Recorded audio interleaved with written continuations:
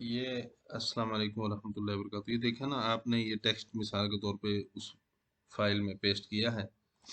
और यहाँ जब हम होम बार पे जाएंगे तो ये जो एरो लगा हुआ है, स्टाइल जो है वो आपके यहाँ पर आ जाएंगे। अभी इस तरह आपकी फाइल होगी, यूँ एक सादा सा सफ़ा आपके पास है।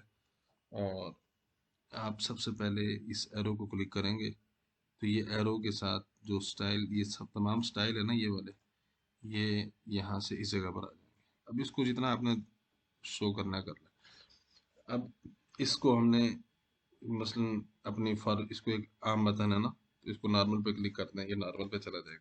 इसको हेडिंग पे क्लिक करनी है, हेडिंग हो जाएगा। या ये हेडिंग को कर दिया हो, ये तो तर्जमा होना चाहिए था, तो इसको तर्जमे पे कर दें। इसको आयात कुरानी पे करना है तो उस तरह से कर दें। और ये नीचे वाला इसको हेडिंग पे कर दें। और ये भी नॉर्मल है।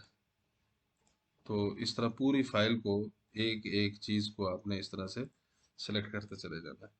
तो ये इस तरह से करके आप अपनी पूरी फाइल को करेंगे तो आपके दो तीन सफ़ात भी बढ़ जाएंगे।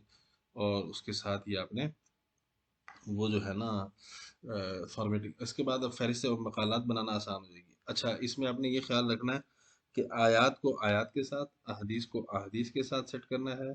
उर्दू हवाले को यहाँ पर नीचे उसमें आ रहा होगा, उर्दू हवाला, अरबी हवाला, अरबी हवाले को अरबी हवाले के साथ, उर्दू हवाले को उर्दू हवाले के साथ, अंग्रेज़ी हवाले को अंग्रेज़ी हवाले के साथ, अंग्रेज़ी इक़्तिबास को अंग्रेज़ी इक़्तिबास के साथ, और हर एक को उसके साथ सेलेक्ट करना है।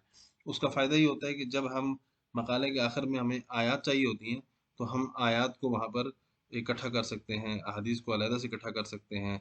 तो ये चीज़ें हो सकती हैं। बाकी रह जाएगा आलाम और अमाकिन, वो कैसे बनाते हैं, उसके लिए मैं आपको अगली वीडियो में मिलता हूँ। तब तक के लिए फ़ी अमान।